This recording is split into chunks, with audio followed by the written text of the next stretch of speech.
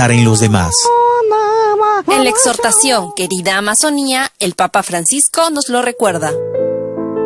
La sabiduría de los pueblos originarios de la Amazonía inspira el cuidado y el respeto por la creación, con conciencia clara de sus límites, prohibiendo su abuso. Pedimos que cesen los maltratos y el exterminio de la madre tierra. La tierra tiene sangre y se está desangrando. Las multinacionales le han cortado las venas a nuestra madre tierra. Piénsalo, cuidar de la naturaleza es cuidar de nuestra casa común que está herida. Y cuidar de nuestra casa significa proteger la vida de toda la humanidad.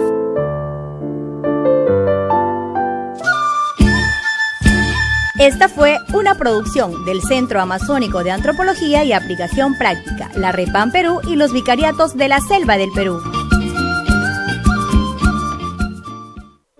Rosa de Lima, Rosa de América. Rosa de Lima, Rosa de América. Rosa de Dios. Santa Rosa de Lima es la primera santa que antes de ser canonizada en 1671 fue proclamada patrona del Perú en 1669 y patrona del Nuevo Mundo y de Filipinas 1670. Su proceso de canonización fue inmediato y en menos de 50 años fue declarada santa para la Iglesia Universal. Pero ya en sus pompas fúnebres, la población entera la aclamó santa, y a los 8 días de su muerte se abrió el proceso de canonización.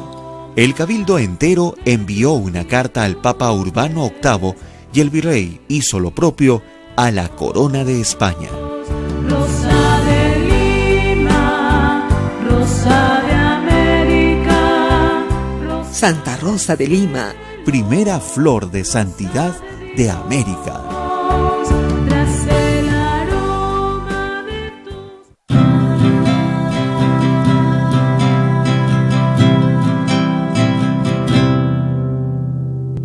Santa Rosa está, la primera radio católica de nuestra comunidad. Radio Santa Rosa, consuelo y paz. Radio Santa Rosa. Para el Perú y el mundo, Santa Rosa, buenas nuevas en tu vida. Radio Santa Rosa, consuelo y paz. Radio Santa Rosa. La Sociedad Dominica de Medios de Comunicación, Sodomco, presenta A Pensar Más con Rosa María Palacios.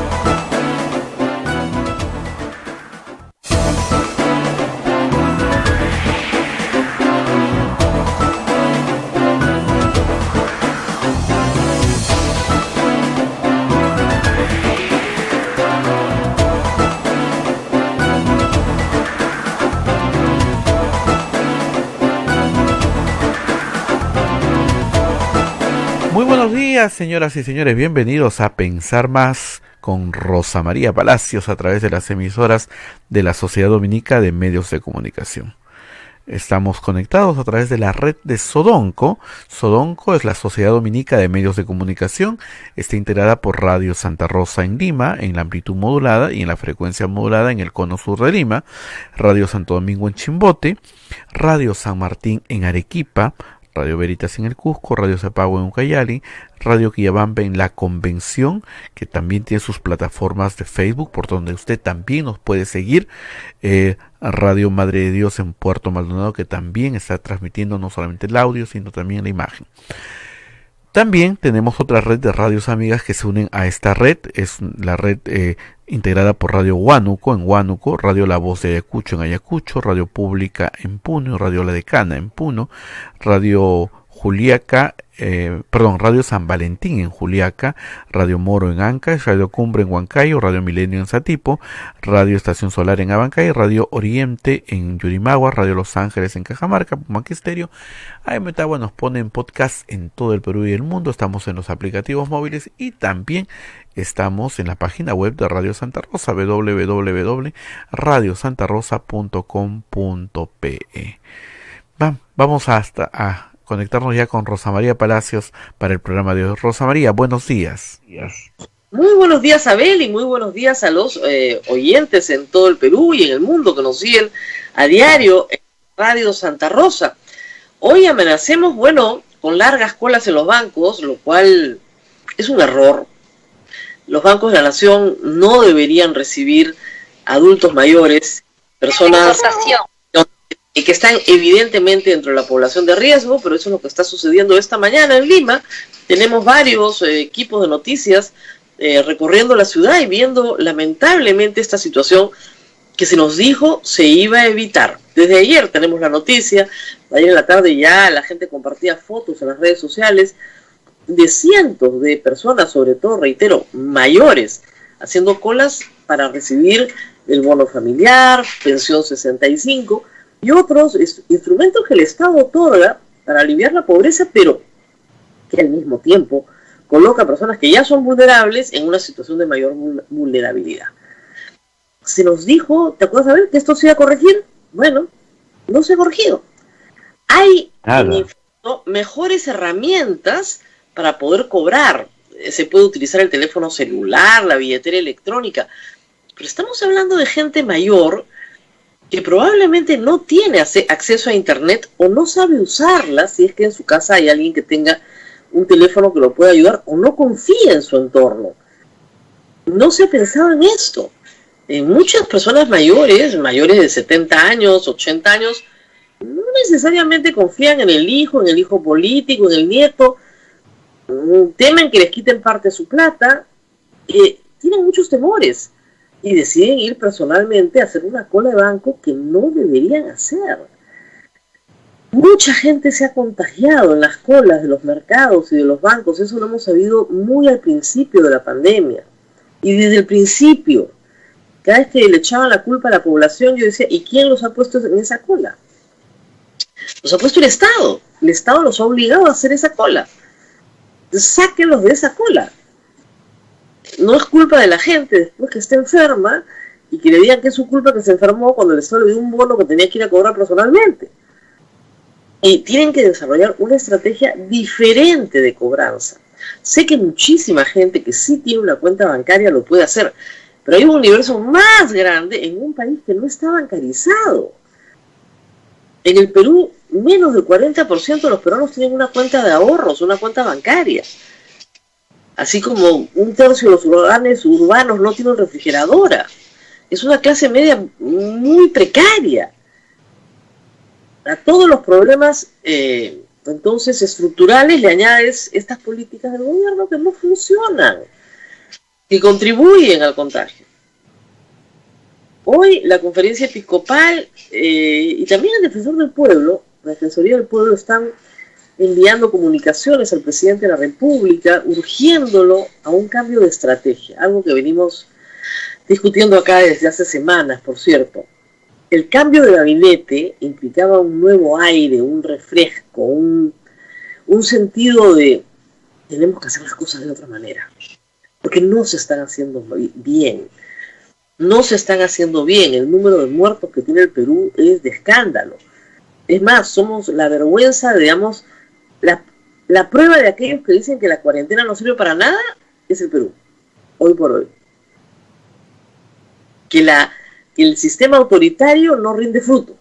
La cuarentena es una buena medida cuando va acompañada de otras medidas, pero de manera aislada y única no sirve de mucho.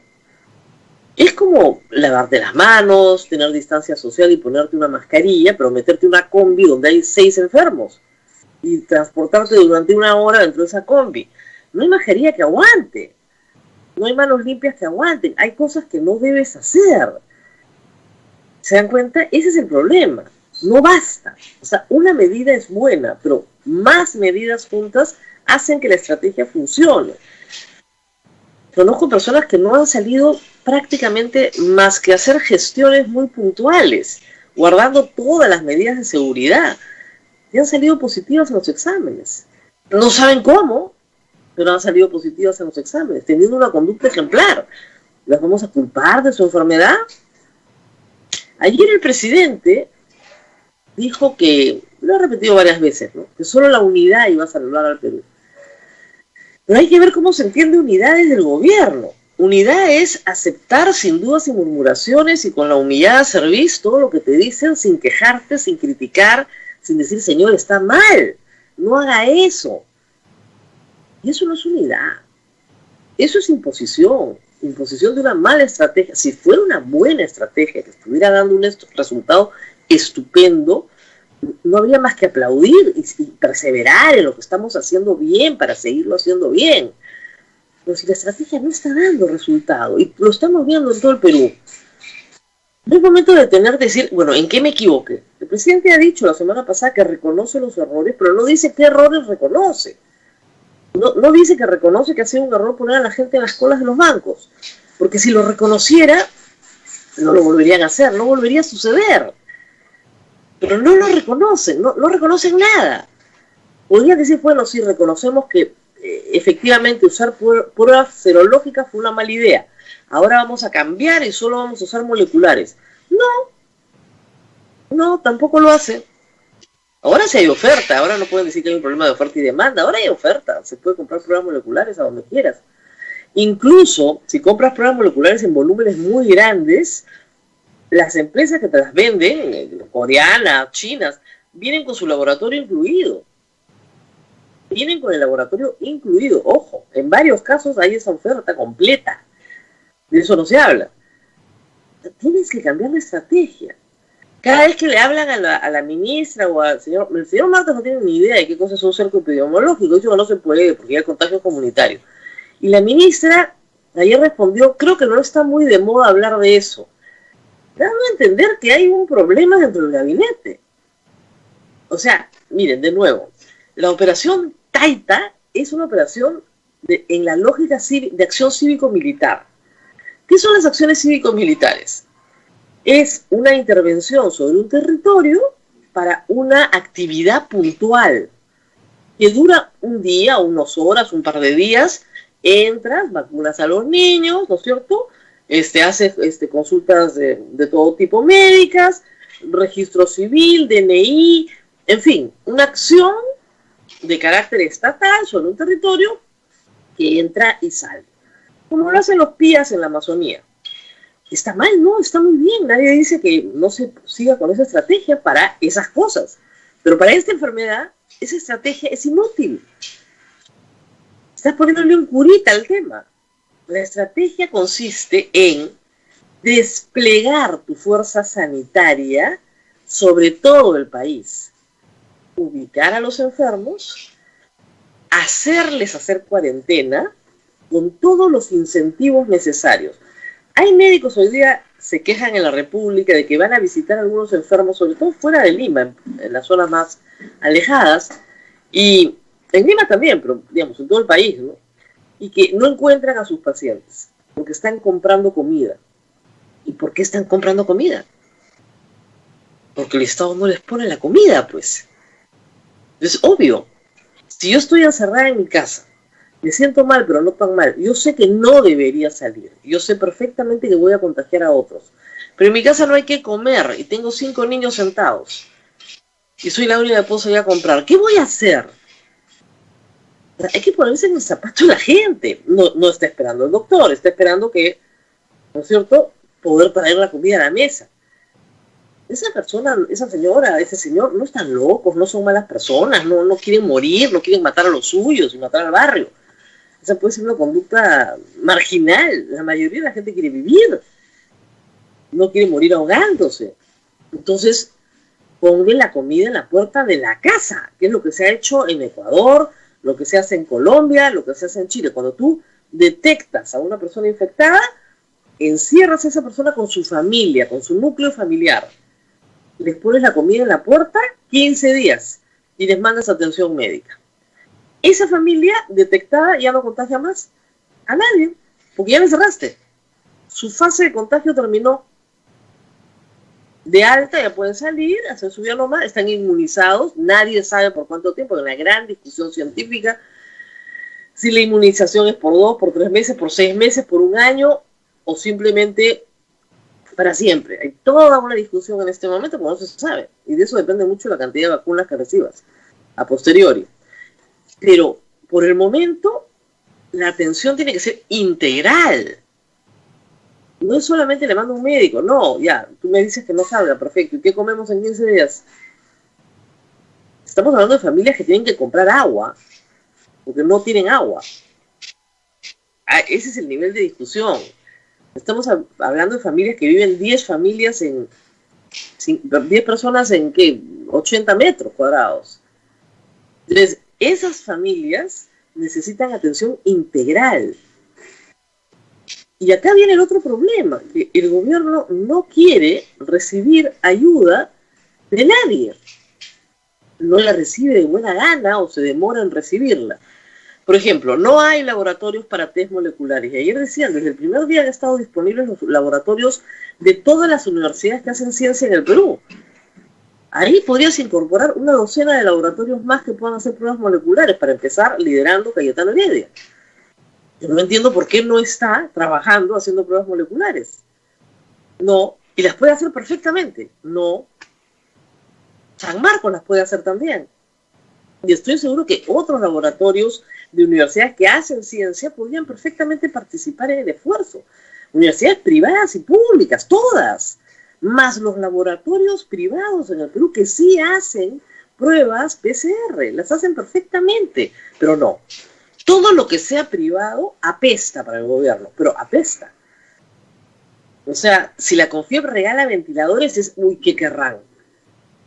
¿No? Es una cosa de loco. Si la iglesia consigue plantas de oxígeno, ¿qué querrá la iglesia? Pues es una cosa de locos. La ciudadanía está en el plan de, bueno, si el Estado no va a hacer nada, yo no me voy a quedar sentado, cruzado de brazos, viendo cómo todo el mundo se muere a mi alrededor. Voy a hacer algo. Conseguir oxígeno, conseguir medicinas, conseguir comida. Y en eso está mucha gente en la sociedad, pero no tiene un canal de comunicación con el gobierno. Y a mí, cuando participo en estas conversaciones con muchas iniciativas que me buscan, les digo, ni llamen al gobierno. O sea, no sirve de nada. Discúlpenme el escepticismo, pero no sirve de nada llamar al gobierno. O sea, a ver, el doctor Málaga Trillo, Edward Málaga Trillo, que tiene una prueba molecular rápida, que es lo mejor de los mundos. Debería estar en fase 2, debería estar terminando ya su prueba clínica, con fondos del Estado, además. Todo lo ha hecho, por supuesto, con fondos de la universidad y fondos privados, para poder hacerla masivamente, tecnología hecha en el Perú. O sea, ¿qué pasa? No, es de una universidad privada, no nos conviene. O sea, estos egos están en el Ejecutivo, no están en la sociedad. No, que después va a querer salir en la foto. Y claro, ¿cuál es la solución? Meter a congresistas en el avión con el señor Martos para que se paseen con el señor Martos por todo el Perú. Entonces así le dan su investidura. Parece que ese ha sido el cañoncito de Castilla, ese ha sido el precio. Paseos. Claro, salen en la foto, salen en el noticiero, ¿no es cierto? Están entregando ayuda. No tienen que entregar ayuda. Tienen que proveer de un servicio esencial. Porque hay una lógica acá que tiene que tener mucho más claridad en la ciudadanía. Cuando el Estado te pone un médico, un pulsioxímetro, ¿no es cierto?, un termómetro, te da unas medicinas, no te está haciendo un favor, es un derecho. Los congresistas lo ven como un favor que ellos hacen al pueblo. No es un favor, es un derecho. La lógica del favor es la lógica del cliente. Nosotros no somos una clientela, somos ciudadanos. El Estado tiene que poner, para todos aquellos que lo necesiten, un sistema de salud pública. Está obligado a hacerlo, está en la Constitución. Está en la Ley General de Salud. tiene que poner un sistema de salud pública, eso es un favor. Vamos a llevarle ayuda. No es una ayuda, es un servicio obligatorio que tiene que prestar el Estado. Y acá parece que no se entiende. Ya va a llegar la ayuda. No estoy pidiendo ayuda, estoy pidiendo que me den lo que merezco, lo que es justo, lo que me corresponde por ser ciudadano del Perú. Y claro, cuando hay recursos escasos, evidentemente los médicos tienen que tomar decisiones éticas muy complicadas sobre a quién le ponen el ventilador y a quién no. Sobre todo porque son escasos. Pero el Estado tiene que poner el ventilador, no te está mandando una ayuda. ¿Qué está pasando con la enfermedad mientras tanto en el mundo? Pues hay noticias, bueno, algunas buenas y algunas malas, Abel, de todo está viendo en el mundo de la ciencia, nada está todavía 100%, digamos, verificado, pero mucho está en marcha. Hay un paquete de vacunas que vienen muy bien. El doctor Hermano Huerta va a ser uno de los pacientes monitoreados para la vacuna de Moderna, que está aplicando en Estados Unidos. Él no sabe si le van a dar la vacuna o el placebo, porque eso es un estudio doble ciego. O sea, el paciente está ciego y los médicos están ciegos también. Nadie sabe qué recibe quién.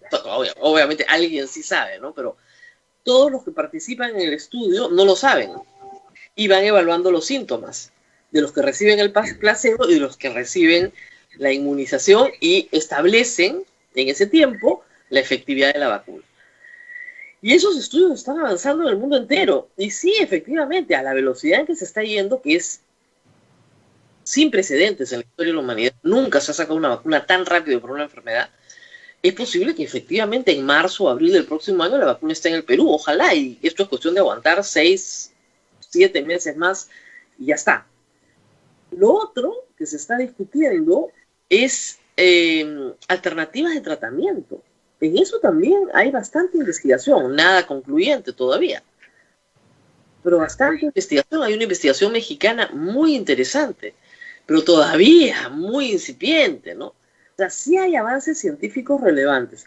Otra noticia que salió ayer publicada en el New York Times, también es solo hipótesis de trabajo, todavía no hay investigación, es que en este virus podría estarse dando la inmunidad de rebaño mucho antes.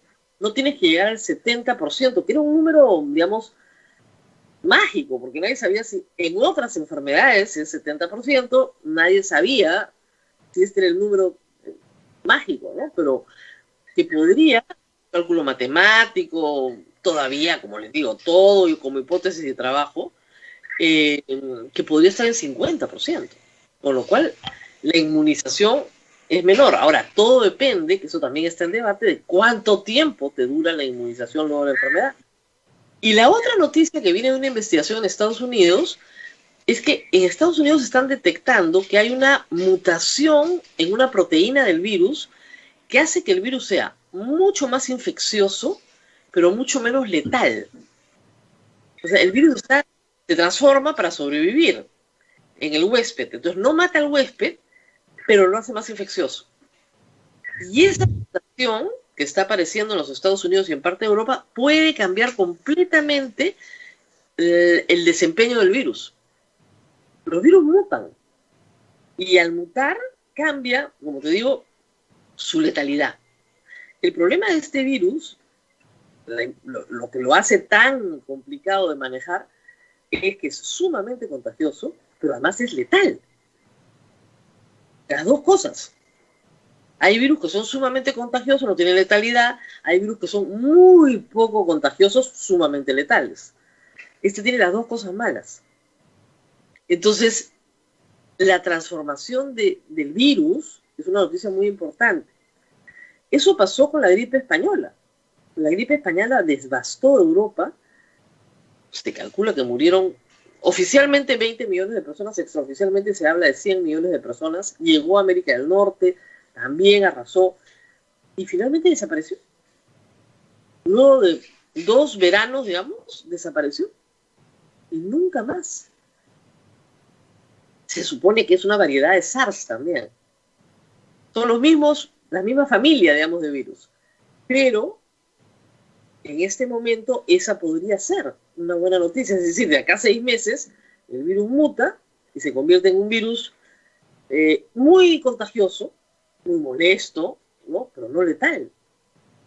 Entonces, estas noticias en el mundo exterior, fuera del Perú, por supuesto, son las que están en el ambiente científico todavía para algunas cosas muy avanzadas, otras muchas solamente como hipótesis que recién se está trabajando.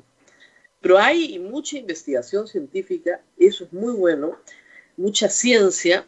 Como decíamos el lunes, hay este lema de sin ciencia no hay futuro, porque de verdad no hay futuro. ¿Qué futuro va a haber si no nos basamos en evidencia científica? Y el problema del gobierno es que no basa sus decisiones en evidencia científica.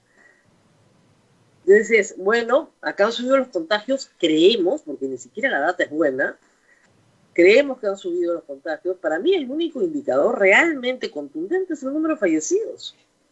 Ayer ha descendido, hay que decirlo. Ayer hemos tenido un número de fallecidos reportados. Ese es el otro problema. Nunca sabemos si los reportados son los que son, pero bueno, el número de reportados ayer ha descendido notablemente. Pero es un día. No sé si hoy día regresamos al promedio de 220 muertos diarios. Ayer bajó a 180 y algo, me parece que estuvimos ayer, que es una bajada grande. Pero puede darse por algún tema administrativo también. Entonces, pero mientras el número de muertos se mantenga donde está, estamos en graves problemas. En graves problemas. Y como te digo, no puedes exigirle al país sumisión. O sea, la idea del gobierno de unidad nacional es sumisión nacional. Si tú aceptas, acatas sin dudas ni murmuraciones. Todos acatamos, pero sí podemos levantar la mano y decir, oiga señor, ¿no le parece fatal poner a todos esos ancianos en una cola en el Banco de la Nación? Debo decir que ayer me informaron y vi la nota del Ministerio de Defensa y del Ministerio del Interior que están haciendo por fin censo, están empadronando en las colas de la gente que va a comprar oxígeno. Ahí están las familias más enfermas del Perú. Las familias que van a comprar su oxígeno a proveedores locales son familias que tienen un paciente grave en casa.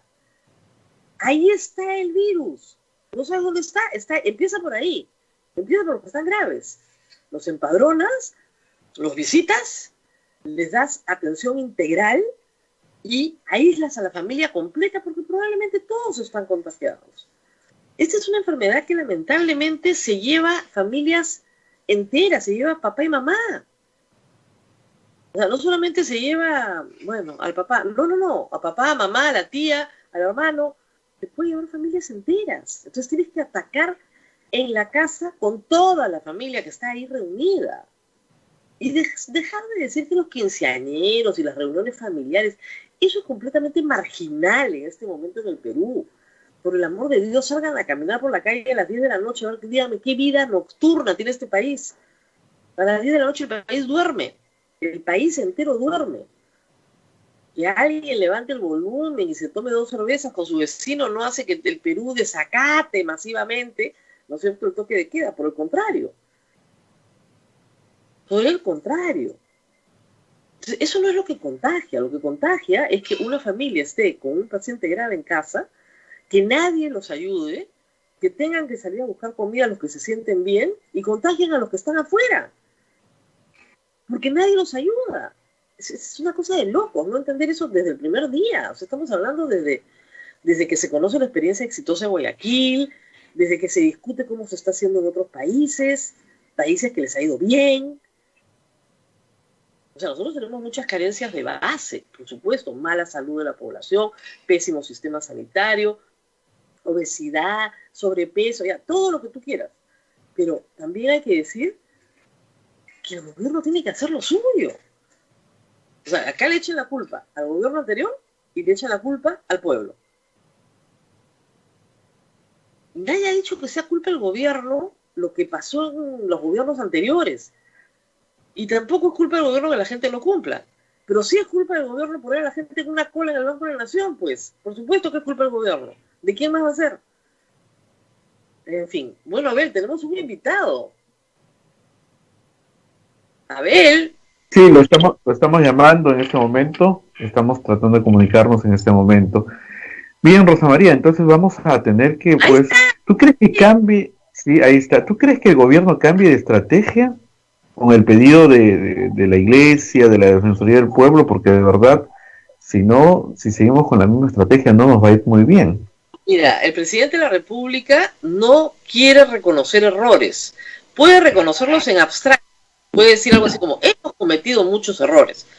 Pero no puede decir, ha sido un error poner a la gente en la cola del Banco de la Nación. Eso es lo que no puede salir de su boca. No le sale. O ha sido un error, efectivamente debimos haber comprado pruebas moleculares. ¿Qué va? Sí, pues nos equivocamos en eso, ahora las vamos a comprar todas moleculares y vamos a perseguir la enfermedad. O ha sido un error no poner comida en la puerta de la casa de la gente que está enferma para que la gente no salga.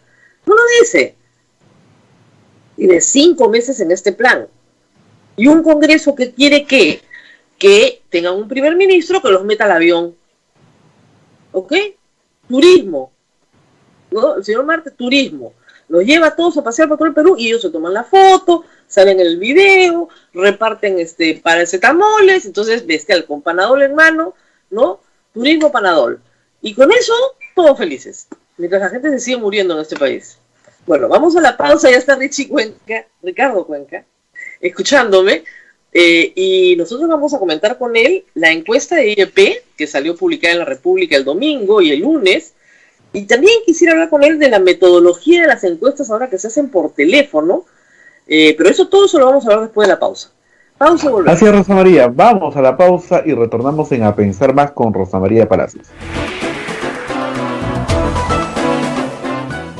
Sodomco, Sociedad Dominica de Medios de Comunicación. Somos la primera emisora católica del Perú. La primera en llevarte la mejor información, veraz y precisa, desde el mismo lugar de los hechos. Radio Santa Rosa, buenas nuevas en tu vida.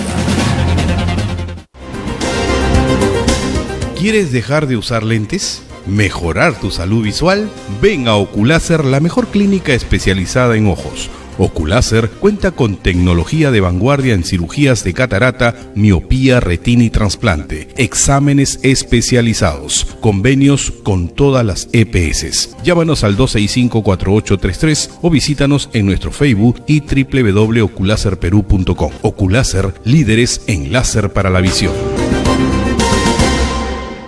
Rosa de Lima, Rosa de América, Rosa de Lima, Rosa de América.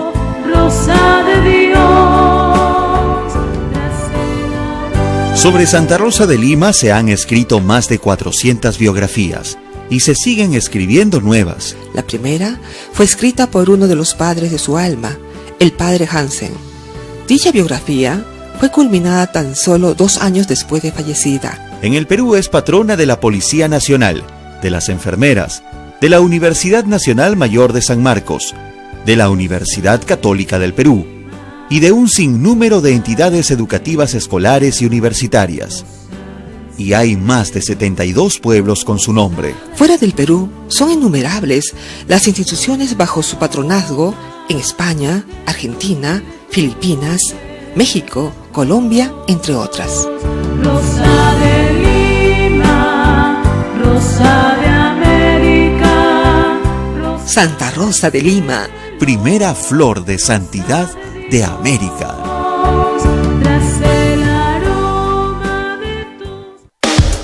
Santa Rosa, buenas nuevas en tu vida.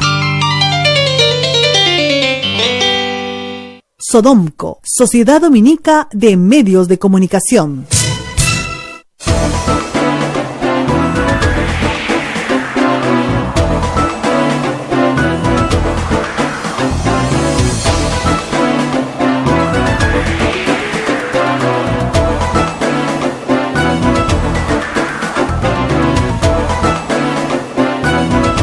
A Pensar Más a través de las emisoras de la Sociedad Dominica de Medios de Comunicación. En Lima nos escuchan por Radio Santa Rosa, en Chimbote nos escuchan por Radio Santo Domingo, Arequipa, Radio San Martín, Cusco, Radio Veritas, Ucayali, Radio Cepagua, La Convención, Radio Quillabamba, y también nos ven por sus plataformas de Facebook.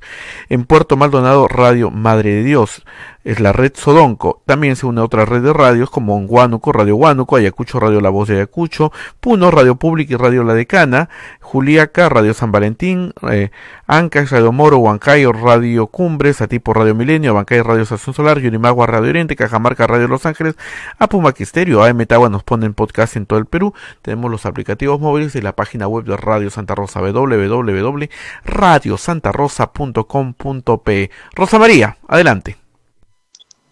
Bueno, estamos con Ricardo Cuenca, director del Instituto de Estudios Peruanos. El instituto ha publicado nuevamente su informe de opinión pública a través del diario La República. El informe, por supuesto, siempre está sujeto a interpretación y polémica, y por eso hemos invitado a Ricardo Cuenca. Primero, hablemos un poco de la metodología.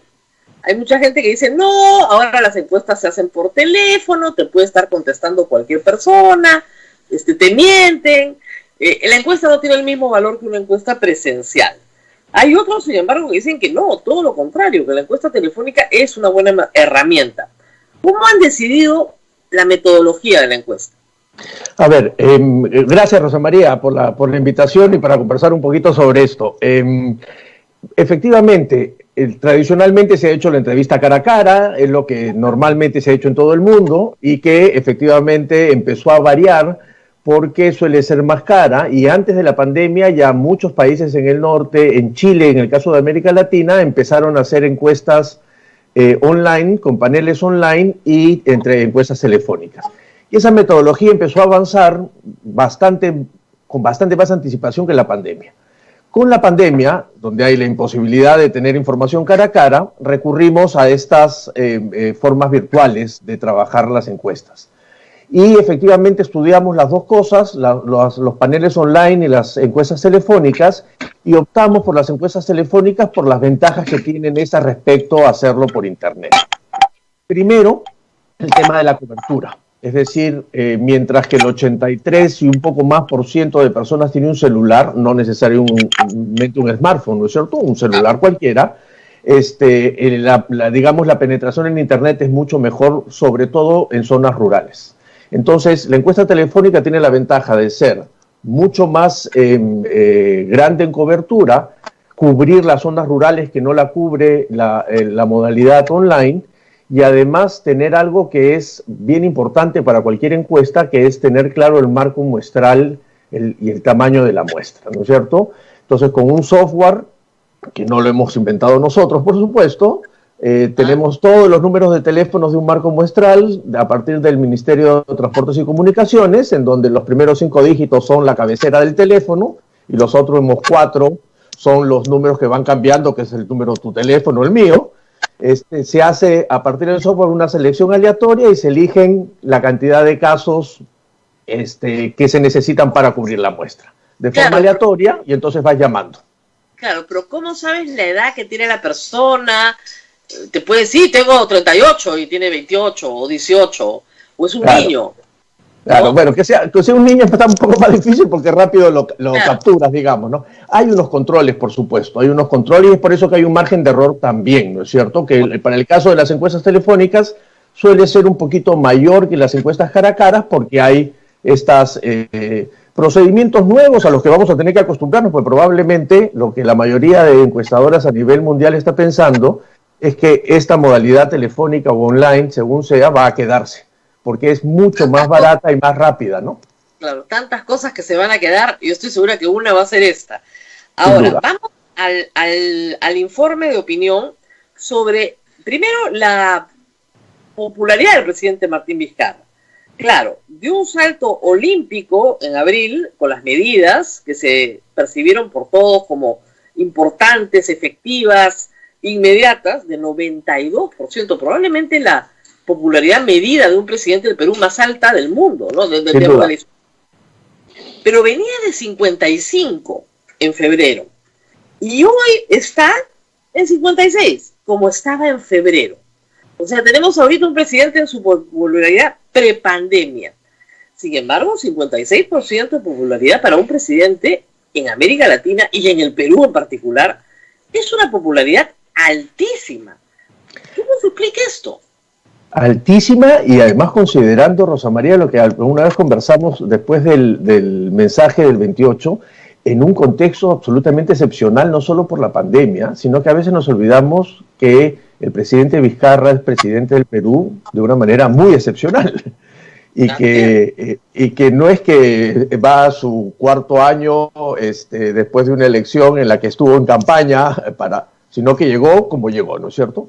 Entonces, digamos, es bien interesante darnos cuenta cómo, a pesar de los errores que creo que ha cometido el gobierno y que muchos reconocemos en el tratamiento de la pandemia, también creo que hay un reconocimiento de decir que está haciendo algo, ¿no es cierto? Y que no es que no haya dejado de hacer, aunque por momentos se le note agobiado, y eso creo que es un mensaje para la gente, ¿no? Que está compensado con este otro tema de, mira, antes yo creía que la responsabilidad mayor la teníamos nosotros, los ciudadanos, y ahora la opinión empieza a moverse un poquito hacia la idea de no solo soy yo, también eres tú y tus medidas, ¿no es cierto? Y eso también puede haber hecho mella un poquito, además del desgaste propio del fin de un gobierno, ¿no? Ahora, las caídas más fuertes están en el nivel socioeconómico DE, también en los más viejos. O sea, los más viejos aprueban la gestión del presidente en 51 versus los más jóvenes en 68. Entonces, claro, si tú eres pobre, eres viejo y eres hombre, estás mucho más molesto. O sea, está claro que la molestia crece. Hombres mayores de 40, nivel socioeconómico DE, que es donde más gente está muriendo. Sin duda. Y que es a la que más duro le está golpeando la pandemia y las medidas tomadas por la pandemia. Es decir, cuando las familias tienen más stock, cuando pueden permanecer con condiciones más aseguradas durante el confinamiento, el asunto no es tan duro. Pero cuando efectivamente eres un trabajador independiente de los niveles socioeconómicos más pobres, hay claramente cualquier decisión que se tome, además de la pandemia, los va a golpear directamente, y es por eso que resienten muchísimo y están de alguna u otra manera exigiendo algunas otras medidas o un cambio de timón para atender a ellos, que son los que se sienten en peor situación, ¿no? Claro, o sea, una de las peores cifras del presidente, como te digo, es en los viejos y en los hombres viejos. Las mujeres le dan mucho más, 8 puntos más de apoyo que los hombres. Los hombres pobres, mayores, que están molestos. Y eso es algo que el presidente debería notar, porque no es poca la información en ese aspecto. Pero luego viene el tema de la credibilidad del presidente. Y ahí sí hay unas preguntas que son bien duras para el presidente de la República, porque más o menos la mitad no le cree, poco o nada.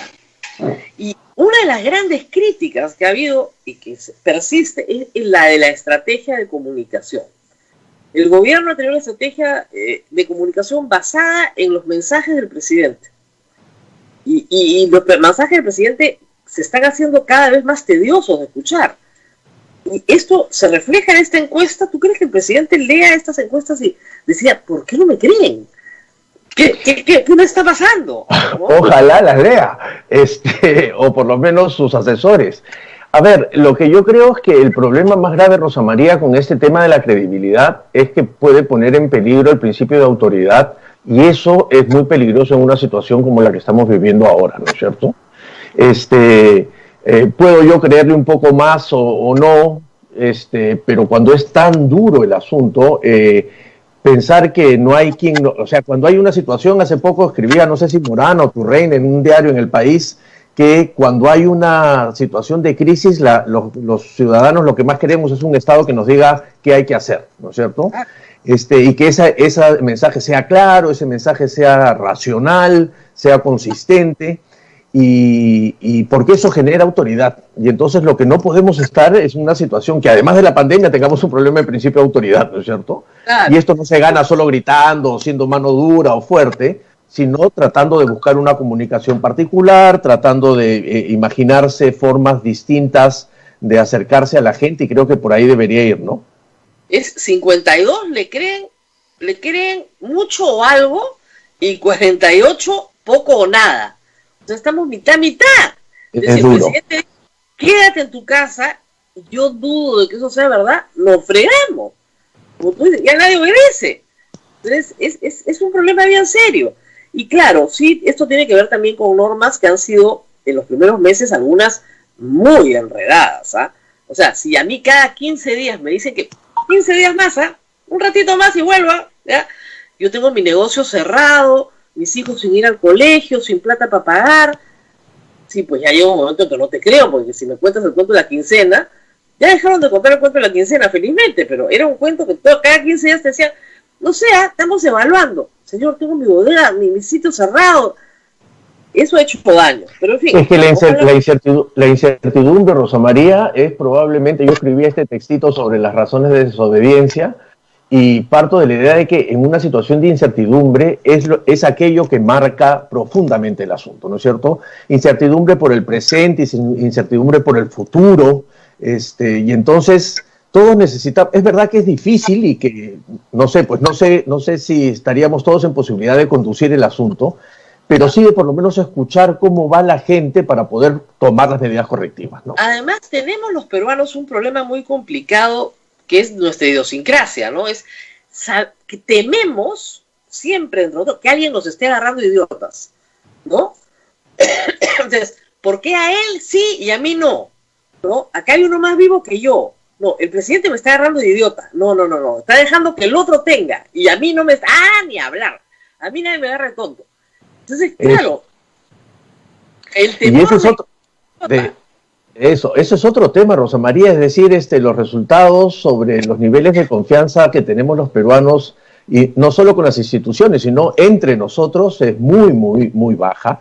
La desconfianza es uno de los problemas sociales más fuertes que tenemos en el país. Hace poco hemos presentado el Barómetro de las Américas, y una de las cosas que efectivamente nos dicen es que hay que trabajar muchísimo, no solo la confianza en general, sino la confianza del día a día, ¿no es cierto? Porque si no, no hay posibilidad de futuro construido sin cohesión social, sin un mínimo de relaciones y de confianza, ¿no?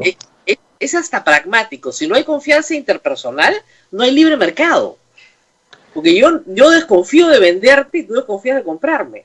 ¿Te das cuenta? Es imposible. No hay libertad de contratación, que es la base de un mercado. O sea, la confianza interpersonal es fundamental, pero fundamental para una sociedad libre. Pero y revisando bien los datos, en América Latina, Rosa María, somos los penúltimos. Solamente está Brasil arriba de nosotros en confianza interpersonal, ¿no?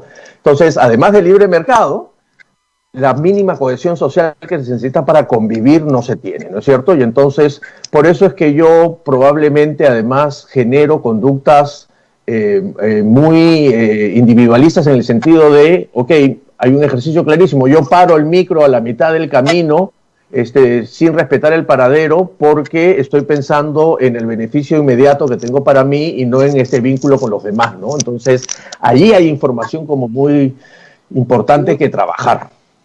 Bueno, sobre el mensaje de Fiestas Patrias me sorprende la respuesta. Bueno, primero no todo el mundo lo escucha, eso ya lo sabía, eso... Sí, la mitad... Solo algunos lo escuchamos. Abajo, ¿no?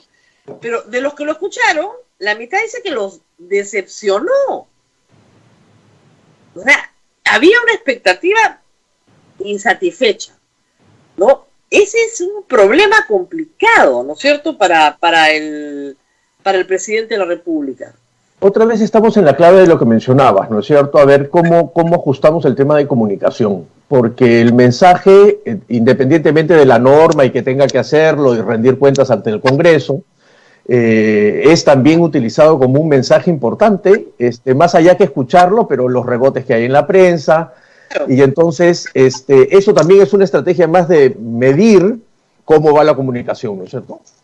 Va mal en las dos. Y luego hay un mensaje para el Congreso, al Congreso no le va a gustar, si hubieran tenido esta encuesta antes lo hubieran pensado mejor.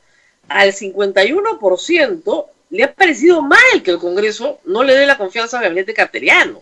Eso es la mitad de tus electores. Entonces, a la mitad de tus electores le ha parecido mal lo que has hecho, te lo van a recordar en abril del próximo año. O sea, yo veo esto y soy congresista o soy dirigente de un partido político con inscripción y digo, ¿qué hemos hecho? O sea, si hubiera salido al revés o hubiera salido, no sé, pues 80% diciendo bien censurado el gabinete, bien por el Congreso.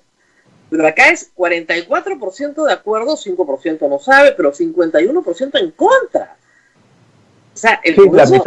la mitad Bueno, eso tiene que ver mucho con la pericia política del Congreso, que como creo que coincidimos es muy elemental, ¿no es cierto? Y entonces, claro, es más fácil imaginarte el corto plazo que el mediano plazo, independientemente de los errores que haya podido tener el ex ministro Cateriano a la hora de presentarse y el contenido de su presentación, porque finalmente eso podría haber sido parte del debate, ¿no? Pero efectivamente, con lo cual también hay una preocupación más adelante, porque el Congreso cada vez más mantiene unos niveles muy complicados de aceptación y de legitimidad entre las personas, y eso es peligroso para nuevamente sociedades como nosotras, que ante cualquier situación quieres una mano dura, ¿no es cierto? Y entonces hay que tener cuidado. La encuesta recoge una razón mucho más grave. Cuando le pregunta a la gente por qué cree que lo censuraron, 50% dicen por intereses personales. Entonces, el aprecio por el Congreso pues es minúsculo. Si tú consideras que los congresistas han actuado mal y que lo han hecho por su propio interés particular, no tienes ningún aprecio por la institución. Sale muy mal para... Y eso es un trabajo que hay que hacer todos, o sea, fortalecer las instituciones políticas es fundamental, ¿no es cierto? Sin instituciones no hay posibilidad de una democracia sólida y hay que fortalecerlas. Cuando lo mismo le va a pasar más adelante en la encuesta cuando vea los resultados por los partidos políticos, ¿no? Es terrorífico. Vamos a ir ahí en un ratito, pero sí hay una buena noticia, bueno, para los que nos interesa la política, ¿no? El interés en la política ha aumentado. Y eso es... En Lima... entre algunos grupos en particulares donde ha aumentado fundamentalmente, en otros lados falta trabajar, y aprovecho esto que dice Rosa María para invitar a las personas que ven la encuesta, de además de mirar los promedios nacionales, mirar lo que pasa por los cortes regionales, porque creo que ahí hay información valiosa, es decir, el sur en este momento no se está comportando igual que Lima, ni igual que el norte. Y entonces esto es un mensaje para todos, también para el gobierno, para decir, mira cómo debo tener estrategias diferenciadas por zonas, ¿no es cierto? Pensar todo desde Lima y para Lima suele tener siempre riesgos. Bueno, la pregunta que ha causado furor en las redes sociales, furor e ira, es la pregunta de la intención de voto presidencial. Yo pensé que era con tarjeta y que habían colocado nombres un poco al azar para ver el resultado, pero no, la respuesta ha sido espontánea, ¿verdad? Totalmente espontánea. O sea, elecciones presidenciales 2021. Si las elecciones para presidente fueran mañana, la típica, ¿por qué candidato votaría? Y bueno, Martín Vizcarra sale primero. Es una persona que no puede postular. Y que ha avisado que no va a postular. Mira, es bien interesante porque... Efectivamente, esta pregunta fue respuesta espontánea. Tres cosas llaman la atención, si me permites, muy rápido, para plantearte, para conversar. Una primera es que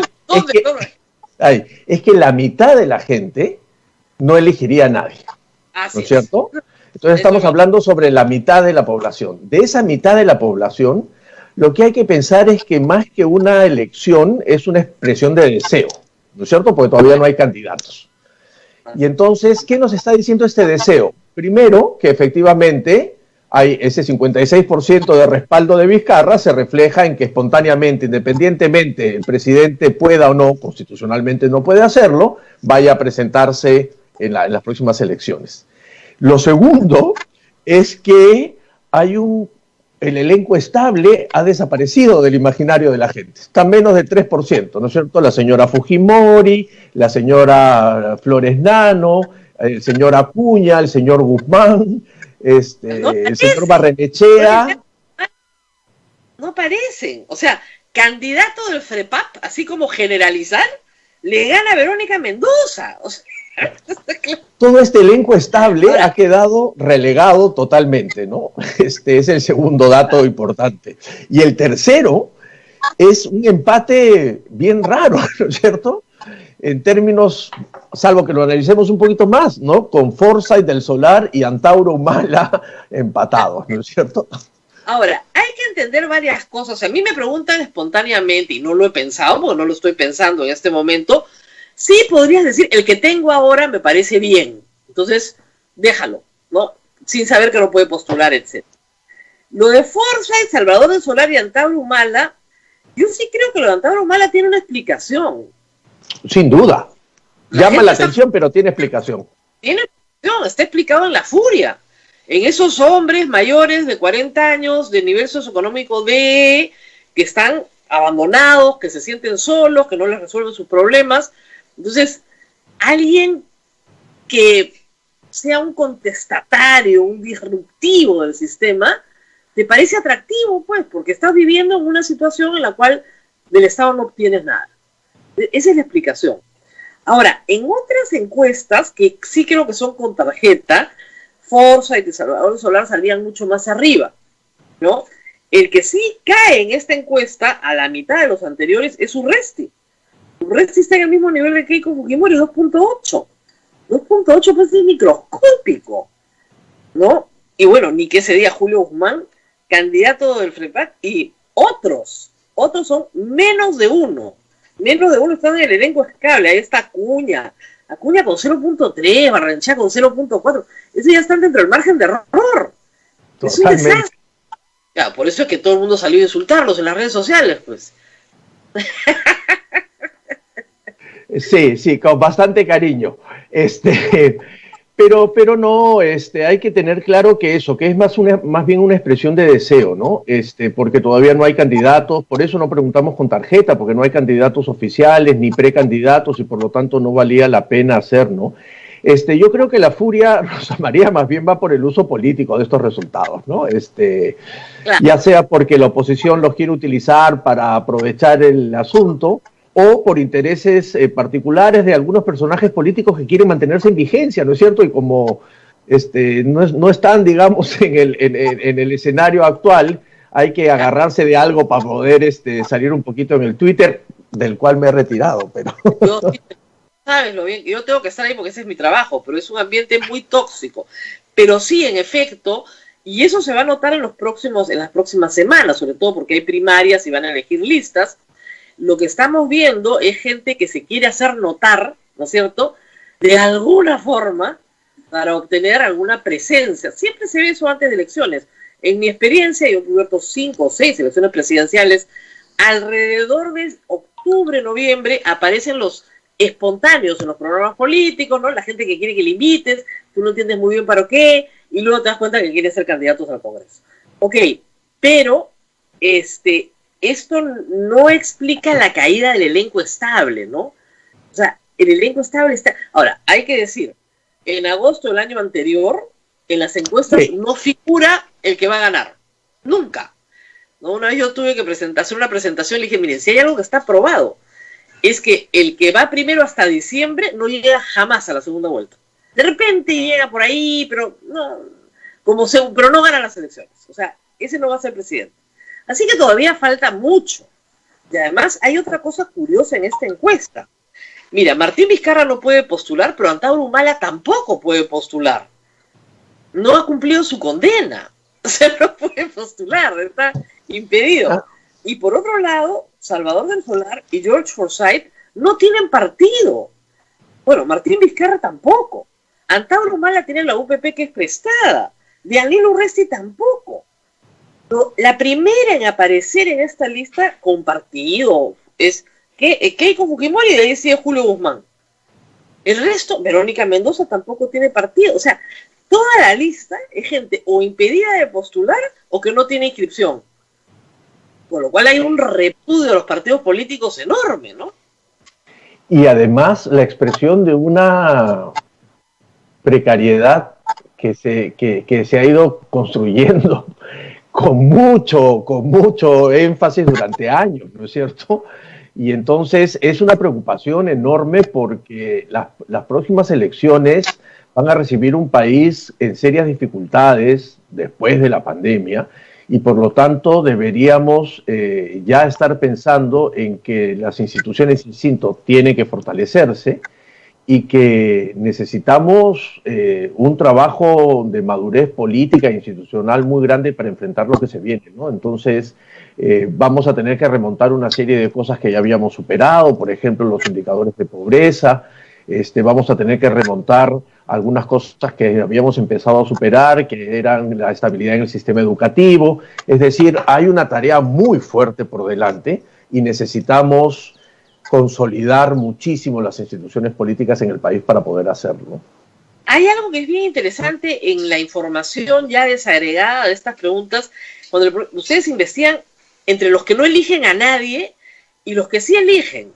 Y los que sí eligen son mayoritariamente limeños. O sea, los que dicen, sí, yo sí voto de todas maneras, con educación superior en los niveles económicos más altos. Y de nuevo, si estás en el Perú rural, si estás en el nivel socioeconómico D y E, te interesa un pepino elegir un presidente. Eso es una situación casi de anomia social. Eso es bien peligroso. Es peligroso. La situación del país es una situación en general muy precaria, ¿no es cierto? Lo que hacen las encuestas, y en general las encuestas que están bien hechas y que son serias y rigurosas como la nuestra, es ir mostrando lo que está pasando con el país, ¿no es cierto? Y esas son las alertas, independientemente que utilicen mañana para poner un Twitter a decir el IEP es vizcarrista o no, ¿no es cierto? Que son cosas que no tienen ningún sentido, que son absurdas. Hay una información valiosa que hay que capturar todos, ¿no es cierto? Políticos, gobierno, academia, periodistas, líderes de opinión, para empezar a construir algo, porque se viene una situación muy compleja que hay que atender. Ese es el mensaje, creo. Claro. Y hay también toda una serie de preguntas sobre el candidato ideal, pero vamos a las preguntas del COVID, que me interesan muchísimo.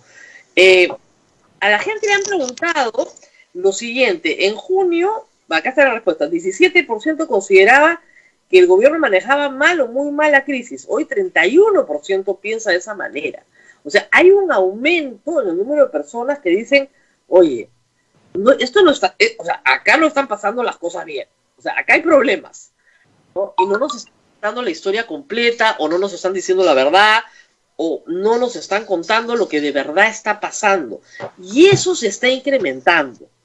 Con lo cual, eso también es una muy mala noticia para el presidente de la República, porque el muy bien y bien está en 23%, y el muy mal y mal ha trepado ya casi al 31%. O sea, hay más gente que piensa que la cosa está mal que gente que piensa que la cosa está bien. Y ahí, sí. Complicado. Pero también hay, como tú decías al principio, un cambio de actitud respecto de... Acá en el Perú nos encantan los culpables, ¿no? O sea, hay un virus y la culpa es tuya, mía. No, es un virus. Pero explicar a la gente que el virus ni siquiera es un ser vivo es complicado. Entonces tiene que haber un culpable. Y un culpable, además, que establece una dicotomía, ¿no? O sea, o es el pueblo o es el gobierno, cuando podría ser el virus, el agua, ¿no? Cualquier otra cosa, cualquier elemento de la naturaleza. Bueno, en este momento la culpa se está desplazando. O sea, ya en la historia de que tú tienes la culpa de tu enfermedad, ya no le está gustando a la gente. Le comienza a molestar, porque además también genera el problema de la enfermedad estigmatizante, ¿no? O sea, como pasa con la tuberculosis o con el SIDA, nadie te acepta tenerla porque es un estigma. Y si tú todo el tiempo le dices a la gente que es culpable de su enfermedad, no la reconoce. Y eso es un problema de salud pública bien grave. Pero en todo caso, ya hay más resistencia a decir, oye, la culpa no es solo de nosotros, ¿ah? O sea, acá hay problemas de salud pública. ¿Cómo ha cambiado esto? Cuéntanos un poco. Sí, es lo que conversamos al principio también, ¿no es cierto? Está trasladándose el eje de la, vamos a llamarlo el eje de la culpa, para usar tus palabras. El eje de la culpa. Es decir, la responsabilidad un poco de cómo atender, en el fondo, la emergencia sanitaria, ¿no es cierto? Antes la responsabilidad mayor estaba en cada uno de nosotros, en protegernos, en no salir, en usar las mascarillas, en lavarse las manos, en tener distanciamiento social. Y algunas personas deben estar considerando, oye, ¿qué? Estoy haciendo esto, pero en general está avanzando el asunto y la cuestión no mejora. Y entonces trato de compensar esa responsabilidad también con quienes toman las decisiones, en este caso con el gobierno, ¿no? Porque, a ver, no todos se enfrentan la epidemia de la misma manera. no todos se enfrentan el confinamiento de la misma manera. Hay razones que son condiciones materiales de las que hemos hablado más de una vez, es decir, la gente necesita salir a trabajar, necesita comer, o por último vive hacinado y necesita salir en algún momento y le es más difícil que a otros, ¿no? Hay razones, no sé, pues más estructurales de género, de culturas. En el estudio que hacíamos con Adriana Urrutia y Norma Correa para el MINSA en la Comisión de Ciencias Sociales, veíamos como en Chincha la idea de que entre familias no se podían contagiar se había instalado en muchos lugares y entonces, claro, se mantenían confinados pero iban a visitar a la tía. Entonces, porque además eran vecinos y estaban al lado y ahí no podía pasar nada, ¿no? Entonces, hay ese tipo de razones, hay razones más bien científicas, digamos, esta idea de la economía del comportamiento, la psicología social, que te explica miles de asuntos, salimos todos a comprar papel higiénico, se agota el papel higiénico. Pero también hay estas relaciones que creo que son bien importantes de imaginarnos, que son la relación entre el ciudadano y el gobierno, ¿no es cierto?, entre la sociedad y el Estado. ¿Cómo acepto que recorten mis libertades sin que eso afecte mi situación de ciudadano? ¿Cómo es que el Estado efectivamente, independientemente que cumpla o no las normas, tiene la obligación de normar y nosotros la obligación de obedecer, salvo que nos declaremos en desobediencia civil o armemos una revolución? Pero digamos, esa relación en el país es una relación que también ha estado muy débil, ¿no es cierto? Se ha vuelto muy funcional. Se cree que la ciudadanía se agota en la elección, pero la ciudadanía también y la democracia es la relación de todos los días, ¿no? Entonces ahí hay que fortalecer también. Claro, el problema es que el gobierno, comentaba ahora más temprano, da un mensaje en el cual ya les vamos a llevar ayuda. La palabra es ayuda, no te vamos a dar tu derecho. O sea, un ciudadano no recibe ayuda, recibe un servicio que el Estado le tiene que prestar. Entonces, en la lógica de este gabinete, el general Martos hace acciones cívico-militares. Eso es ayuda. Yo no quiero ayuda, quiero un derecho. Quiero que me den el servicio de salud que el Estado me tiene que dar. Entonces, esa lógica yo creo que recién la está aprendiendo la población ahora, cuando se sienta a decir, oye, ¿por qué no hay oxígeno? Si debería haber, al Estado le toca ponérmelo, para eso pago impuestos, para eso soy ciudadano, ¿no? Y dicen, bueno, es que tienen que mandar ayuda. Yo no quiero ayuda, yo quiero que me den mi derecho, que me pongan la cama que el Estado tiene que ponerme. Esa es la lógica que todavía recién creo está empezando a entenderse. Entonces, esa es esa lógica, claro, ciudadana, Rosa María.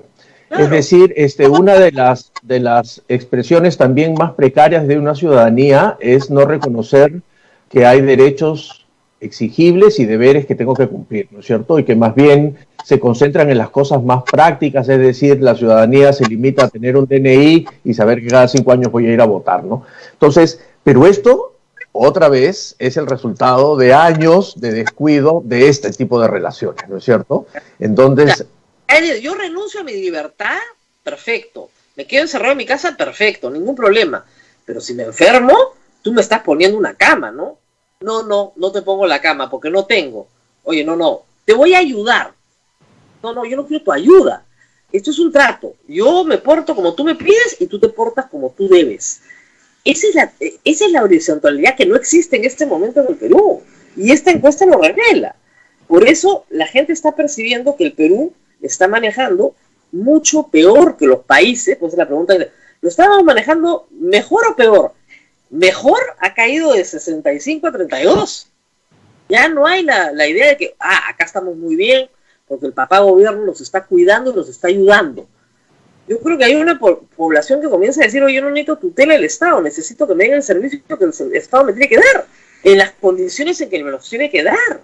Pero eso se ve además, ahora. Sí, y además considerar que vamos 5 meses, ¿no es cierto? Y entonces hay un desgaste general, todos estamos agotados ya con este tema, y hay que hacer los mejores esfuerzos, pero creo que ahí también hay, lo guardamos para el final, pero solo te lo dejo para no olvidarlo, también hay la posibilidad de entender que aquí hay unas pistas para ver cómo nos fortalecemos más adelante, ¿no? Y no quedarnos solamente en esta situación complicada que ojalá se recupere lo más pronto posible.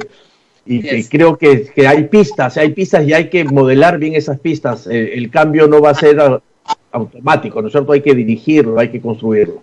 Hace un par de meses el 75% creía que la culpa de todo la tenían los ciudadanos irresponsables. Ahora es el 66%, hemos bajado de 3/4 partes a 2/3, que dicen, no, en realidad, ojo, los problemas de salud y economía eran anteriores, y otro grupo dice, por la incapacidad del gobierno, que ha subido 5 puntos. Es decir, ojo, no todo es culpa de la gente, acá también hay un problema de que las políticas públicas no son las que necesitamos. Y claro, en la tendencia también muy peruana de culpar al otro, el culpable siempre es otro, ¿eh? No tú mismo. Oiga, claro. Usted, te hace la pregunta, ¿usted es responsable entonces? Yo no, son mis vecinos. Yo me porto muy bonito. Mi vecino, oiga, su vecino dice lo mismo de usted. ¿Cómo haríamos? Sí, claro. Tus vecinos están diciendo lo mismo y ¿cómo haríamos para hacer las sumas y restas, no? Pero sí, creo que eso ha sido parte también de la comunicación del gobierno. Y ha reiterado esto la semana pasada y es un error. Es decir, los contagios han subido porque hay quinceañeros. Por el amor de Dios, pueden haber pues 2 o 3 quinceañeros, ¿te das cuenta? Clandestinos, ocultos, con 20 personas, de un poco de música. Pero cualquier persona que camine en las noches en la ciudad de Lima podrá apreciar que la vida nocturna es 0. Los únicos que tienen vida nocturna son los médicos, ¿verdad? Nadie más. Por lo menos desde mi ventana no se escucha, porque como no salgo. No salgo, de verdad. O sea, no, pero es verdad que. El serenazgo, no hay nada. O sea, ¿qué vida nocturna ver? 0. Entonces, ya, si tus ojos te están diciendo, oye, pues si yo no escucho nada y no veo nada, claro, me sacan un tono en alguna provincia del Perú y la casuística en televisión hace eso, ¿no? Sacas 2 o 3 casos y las conviertes en universales, lo que es una conducta marginal. Ya llega un momento en que la gente no es tan tonta, ¿no? O sea, los quinceañeros no tienen problema. Pero el punto es, ¿dónde están estos focos? ¿Qué pasa con estos contagios, no? Porque efectivamente, independientemente de que sea 1 o 2 quinceañeros, hay un conjunto de prácticas sociales, porque el virus se mueve con la gente, no se mueve solo, ¿no es cierto? Sí, y entonces hay que identificar con mucho más claridad, con mucho más rigurosidad, cuáles son esos espacios de contagio, qué formas tienen de comportarse para poder atender el asunto, ¿no es cierto? Y efectivamente capaz hay reuniones familiares, como te decía, en regiones en donde se han seguido juntando y ahí es donde se producen los contagios, pero los contagios están en las relaciones. Por eso es que las barreras son importantes, lavarte la mano, ponerte una máscara, distancia social, lo que fuese. Pero si eso se rompe... Claro, pero si te meten 4 horas en una cola en el Banco de la Nación, no hay máscara que aguante, pues, ¿no? Sobre todo si tienes 80 años. Por supuesto. Entonces, transporte público, mercados, visitas familiares, es un paquete de espacios que hay que mirarlo, ¿no? No, y el problema es que ahorita la gente está haciendo la cola de nuevo en el Banco de la Nación, desde ayer, para el bono familiar y de nuevo para la pensión 65. Ya no hay forma de rogarle al gobierno. O sea, en realidad debería ir la gente del MINSA y empadronar a los de la cola, porque ahí están sus enfermos.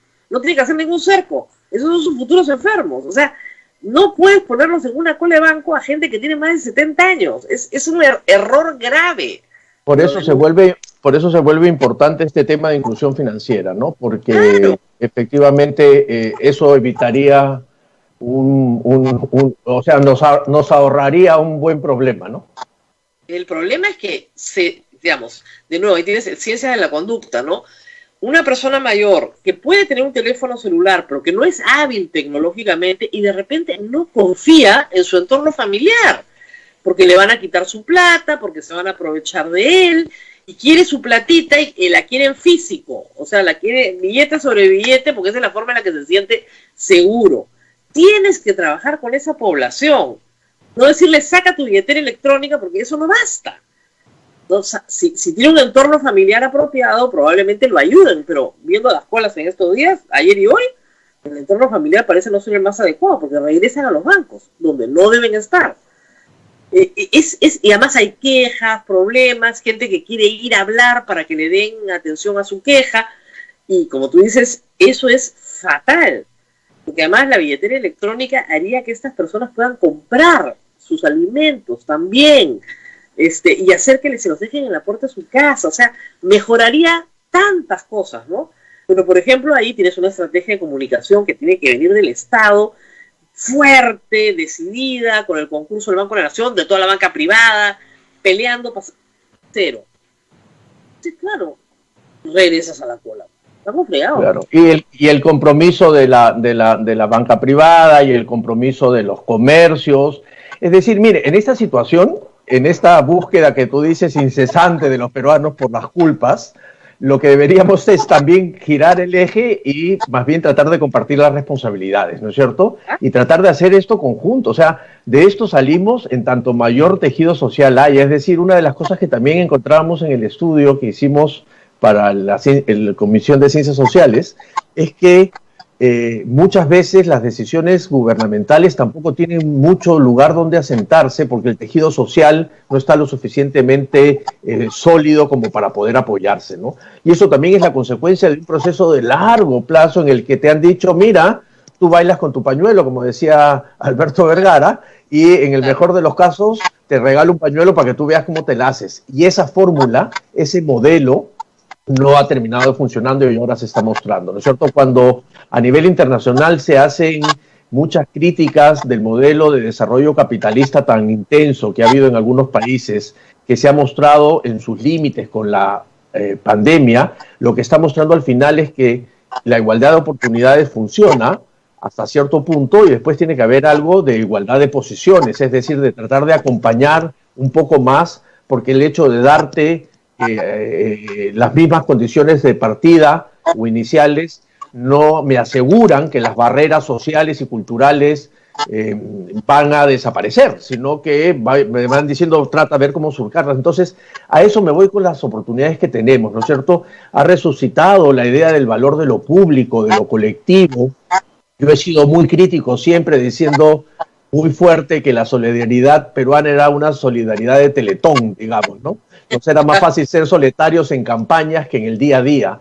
Pero eso ha empezado a mostrarse un cambio que hay que acompañar para que aprendamos algo de esta situación tan compleja, ¿no?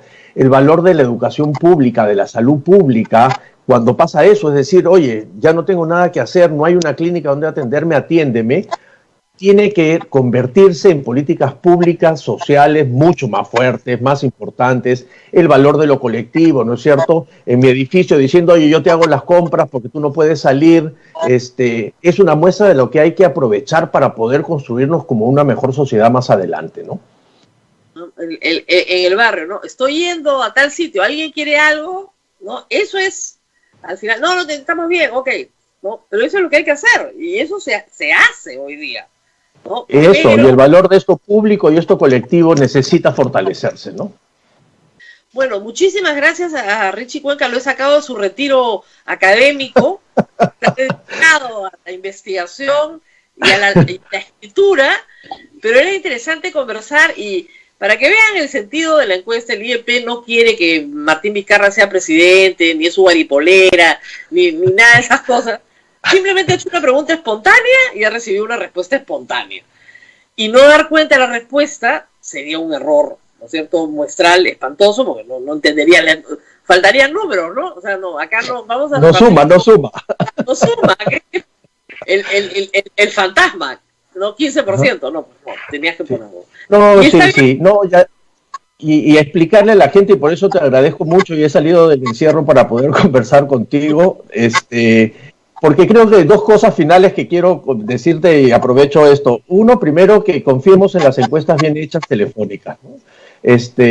Aun cuando no es que sean mucho más baratas que las encuestas cara a cara, nos permiten tener una alternativa ante situaciones y cuando están bien hechas, los invitamos a ver en la página web las fichas técnicas, las explicaciones, están las fórmulas de cómo se sacan las muestras para los que están interesados, que confíen en las que están bien hechas, que son de instituciones como el IEP, que, Rosa María, en 64 años de vida institucional nos hemos caracterizado por la legitimidad de los estudios que tenemos, la independencia de nuestros estudios, siempre han estado basados en los hallazgos de investigación y los próximos 64 años del IEP van a seguir siendo lo mismo, ¿no es cierto? Entonces, muchas gracias por este espacio para conversar y regreso a escribir.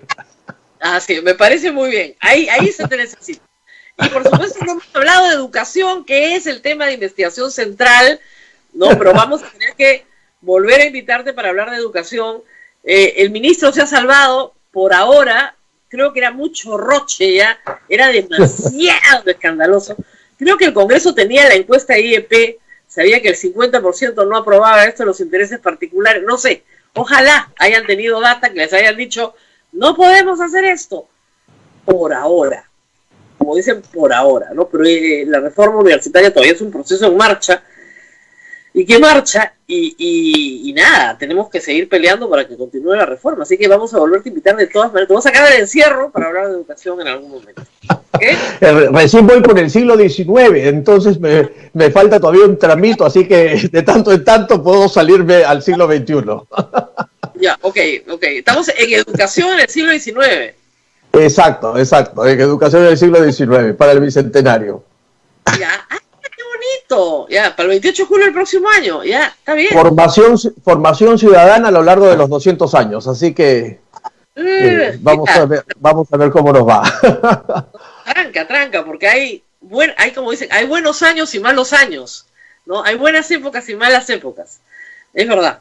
Bueno, muy bien. Abel, ¿alguna pregunta del público? ¿Algo puntual sobre la encuesta?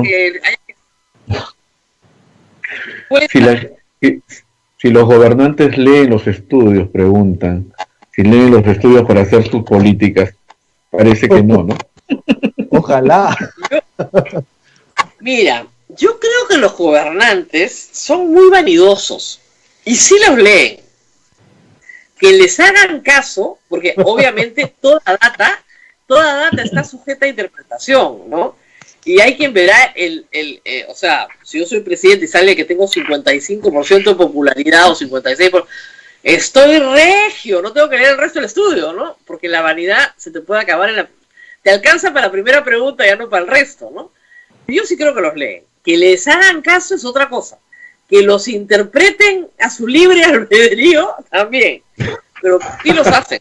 Es más, yo creo que los gobiernos hacen estudios propios, no públicos, para evaluar sus medidas. Si no los hacen, deberían hacerlos. Necesitan conocer qué piensa la gente, no aterrizar en la nada, ¿no? Como decimos. Tienes que saber qué piensa la gente de las medidas que estás tomando. O sea que espero que los hagan. Espero que hagan muchos estudios de opinión. Ok, listo, bien. Muchísimas gracias. Gracias. Muchísimas gracias. Bien. Nosotros será muy pronto. Sí, Rosa María, tienes acá dos preguntitas. Tenemos. Bueno, la primera parece que viene de Oxapampa, José Alejandro, de estas personas que tenían el problema del oxígeno y siguen con el mismo problema del Cardenal, ¿no? Me preguntan si hay algún mecanismo que pueda exonerar el pago de IGB en las plantas de la compra de las plantas. Gracias por estar acá. A ver, les explico. Lamentablemente el Estado peruano no ha exonerado el pago de IGB a las plantas de oxígeno que compran organizaciones religiosas, privadas, sin fines de lucro, ¿no? No ha exonerado porque finalmente estás comprando a una empresa. Monseñor nos ha contado que tienen que pagar 250.000 soles de IGB al Estado, ¿no es cierto?, que no te pone oxígeno, para que tú se lo pongas a los hospitales del Estado. Entiendo que es un disparate, pero no hay forma de exonerarlo porque no hay una ley. Y por decreto legislativo tampoco se aprobó cuando se tenía que aprobar. Con las facultades legislativas no se hizo. Entonces no hay forma. ¿Por qué el Congreso, en vez de estar aprobando estupideces, no se dedica a sacar una ley para exonerar del pago del IGB justamente a las pruebas moleculares, a los medicamentos para el COVID, a las plantas de oxígeno? Sería mucho más útil, ¿no? Pero en fin, no lo hace. A los pulsoxímetros, a las guías. Así es. Hay otro pedido, esto es un pedido de nuestros oyentes que nos escuchan fuera del país. Por favor, hablen de los vuelos humanitarios. Necesitan volver y hasta ahora no pueden volver, ya son personas mayores de 64 años y quieren volver. Ok, está claro que la política de la Cancillería no va a hacer poner un vuelo que no sea pagado por los propios usuarios. Así de claro, ¿eh? O sea, yo no he encontrado hasta ahora, ya en los últimos 2 meses les decía, un solo vuelo que sea pagado por la Cancillería. Olvídense de eso. Entonces, hay vuelos charter que sí están siendo autorizados por la Cancillería, muy puntuales, Por ejemplo, salen vuelos de personas con pasaporte europeo, ¿ok? Y se van a algún punto de la zona Schengen. Pero tienes que tener pasaporte europeo para salir, ¿ok? No para entrar, para salir de Perú. Entonces, hay algunas cosas que se están permitiendo, no me pregunten la lógica, yo no la entiendo, pero en fin. Pero si tienes pasaporte europeo y viene un avión a recoger a estos nacionales con pasaporte europeo, el Estado peruano los deja salir. Eso sí está sucediendo. Volver, bien difícil por el momento. Bien difícil. Ayer me escribía una señora que quería volver a Argentina y yo le decía, señora, no, y quería, creo que yo le abra el aeropuerto. O sea, yo trabajo en un programa pastoral, ¿qué puedo hacer yo para abrirle el aeropuerto? No puedo hacer absolutamente nada para que pongan un vuelo en Argentina. Pero además entendía yo que no tenía la economía ni siquiera para pagar el vuelo. Entonces, el Estado peruano no va a poner un vuelo gratuito y no lo recibían ni siquiera en el consulado argentino. Entonces, si su cónsul no se ocupaba, mal se iba a ocupar el Estado peruano. Ese es el problema. Pero, o sea, digamos, sí se puede salir de Perú, ¿sí? Con pasaporte extranjero en vuelos que vienen a rescatar a nacionales de otro país. Así se hizo desde el principio. Luego han habido, sí, algunos vuelos humanitarios a precio muy económico o casi gratuito o gratuito para traer a peruanos al Perú. Pero eso terminó en mayo. Ya no hay, ahora hay pagados. Entonces todavía entiendo que hay algunos vuelos. Pero claro, el problema se ha complicado, y hay que decirlo, porque el gobierno peruano anunció que en agosto abrían el aeropuerto. Y hay gente que compró pasajes para agosto y septiembre, o movió sus pasajes para agosto y septiembre. Y ahora no tenemos fecha de apertura del aeropuerto, ni siquiera para Navidad. Hay que decirle a todos los que están afuera que pensaban venir, que no vengan. Porque además, si vienen, nadie sabe qué día les cierran el aeropuerto y no pueden salir. Y además, con 14 días de cuarentena acá y con 14 días de cuarentena donde vayan, de todas maneras ya no hay... Por eso es que el turismo está quebrado en el Perú, no diría alguna. Pero ni siquiera para los humanitarios, el Perú no los está pagando. La Cancillería peruana no los está pagando, no los quiere pagar. Así de simple. Sí. Cristel desde Apurímac nos dice que a sus abuelitos y a muchos pobladores en Apurímac se les lleva las pensiones 65 a sus casas. Ojalá que esto se replique, ¿no? Ojalá que se replique en todo el país y que no hagan cola. En algunas zonas rurales del Perú sí están yendo a entregar. O sea, en un punto, ¿no? Pero sí están yendo a entregar. Con un camión de recaudos que es bien peligroso y todo, pero en fin. Pero van y entregan en efectivo. Sí. Pero aquí en Lima, por favor, las colas son una cosa espantosa. ¿Y qué es lo que se le dice a la gente mayor? Primero, no sales de tu casa. Segundo, si sales y ves una cola, media vuelta y te regresas a tu casa. Si no hay nadie, perfecto. Haces tu gestión, 5 minutos y te retiras. Pero si esta gente está haciendo cola desde las 5 de la mañana, a ver. Los noticieros de mañana la cola tenía personas. O sea, ¿de qué estamos hablando? Justamente lo que no se debe hacer. De nuevo, como decíamos con el chico en casa, si no le das billetera electrónica, si no les enseñas a yapear, algún sistema, a tener una cuenta de banco por último, algún sistema, van a seguir viviendo entonces tienes que cambiar eso. Ya han tenido 5 meses para cambiarlo, o sea, a cada uno de los beneficiarios hay que pedirles una cuenta de banco, y esa cuenta de banco, si no la tienen, crearla con ellos y que ellos puedan recibir ahí su plata. Y que esa cuenta de banco tiene un costo para la persona que recibe el dinero, porque el miedo de la persona que recibe el dinero es que esa cuenta de banco va a significar un costo para ella, y por eso no la quiere abrir. Y también decir y aclarar a algunas personas que todos pagamos impuestos en el Perú. Cada vez que compramos algo estamos pagando, compra usted el tarro de leche, está pagando un impuesto, así que todos pagamos impuestos, no, porque algunas personas dicen, no, es que la gente pobre no paga impuestos, todos pagamos. 18%, ¿eh? O sea, no es poca cosa. Miren, en el Perú está exonerado la educación, está exonerado algunos alimentos, sobre todo agrícolas, y punto.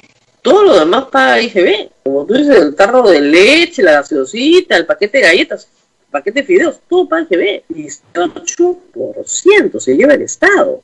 Entonces, algo te tiene que dar a cambio, pues, ¿no? Pública, educación pública, carretera, entonces algo te tiene que dar. Y lo que yo decía temprano, o sea, si yo cumplo con mis obligaciones, yo espero que el Estado también me dé los derechos que me corresponden como ciudadano, no que me mande una ayuda, un favor. Yo no quiero favores del Estado, yo quiero que el Estado cumpla con los derechos que me corresponden. Eso es lo que es justo, eso es la justicia, pues darle a cada quien lo que merece. Todos somos contribuyentes en el Perú y todos merecemos un acceso a salud pública. Pero no, el Estado te va a colaborar, ¿no? Colabórame. ¿Cómo que colabórame? Yo no soy un colaborador, yo soy una persona que trabaja, paga impuestos y que tiene derechos. Y esa es la lógica que tenemos que tener todos.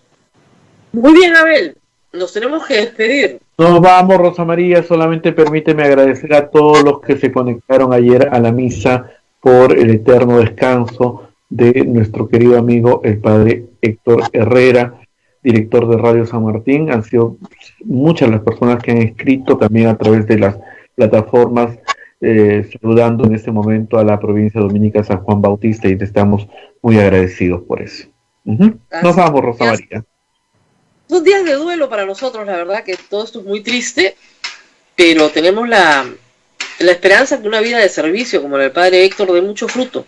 Y lo hemos visto ayer en las misas de Arequipa y de Chimbote a través de nuestros aliados, las radios hermanas, la cantidad de gente que ha asistido, ¿no? Entonces es una vida que da muchísimo fruto.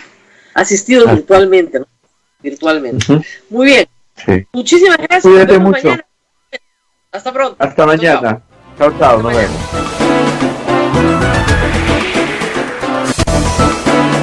Hasta aquí, A Pensar Más con Rosa María Palacios. Este programa fue producido por la Sociedad Dominica de Medios de Comunicación, Sodomco.